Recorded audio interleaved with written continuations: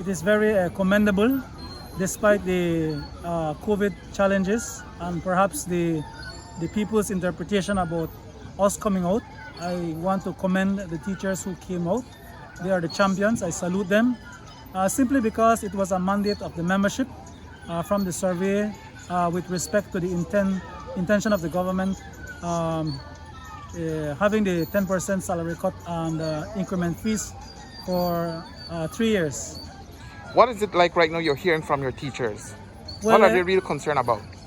The concern is that we believe that there could be other ways how we can realize the country's deficit.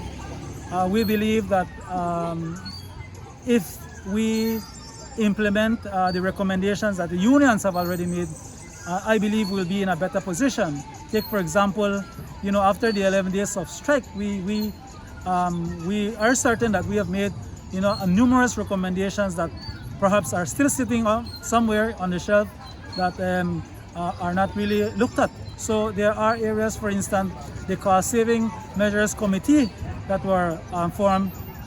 We also looked at the revenue enhancement committee, and I think they have proposed some very realistic elements that would have helped us not to have reached to this area.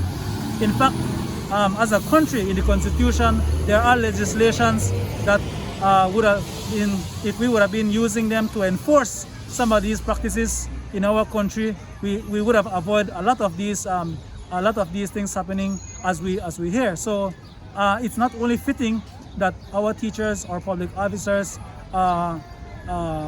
take the larger brunt of this sacrifice. Teachers have been already sacrificing. We continue to sacrifice. When you looked at the investment that teachers have or do in their classrooms, they are the one who actually or practically fund those classrooms. So they have been doing their sacrifice. We also need to realize that our teachers are family people. They have their families to take care of.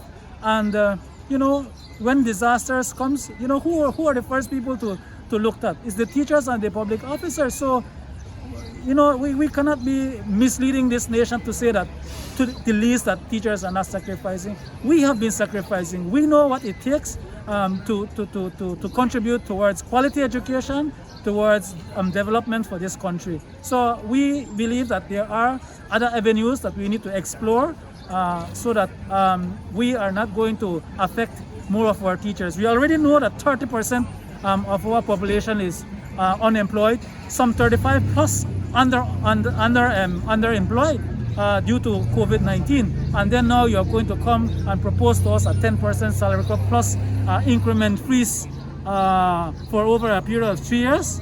We're going to take away the buying powers of these people. That will add to social inequity.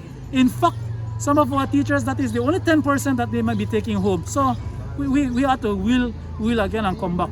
We know that the union had put forth some proposals to the government. Is there a tentative date? And if that is not met, what will be next? Do you guys have anything in the pipeline? The membership will dictate the pace in terms of what directions. I know there is a preliminary plan of actions, as you are aware. So dependent on the response from our officials, then until then we'll be able to see what direction we will take. But of course, our membership, the Council of Management, along with our national president, will be able to peruse that carefully and ensure that we are guided in the right direction. I'd like to take this opportunity to thank PGTV for having this record, and so that the nation also knows what's happening here. I particularly want to thank the police department for being so organized and giving us the support that we've needed. The transport department likewise for ensuring that we had a smooth and organized motorcade. All in all, I want to thank all our teachers, hailing all the way from Otosha, Dolores, San Benito, Poites, and they are here to support us because they believe in the cause that we are fighting. So I want to say kudos to our teachers. We stand in solidarity along with them, and that we shall not be moved. Thank you, teachers. Teachers are worried at this point about their salary in terms of how they are going to manage their household with such a big cut from their pay.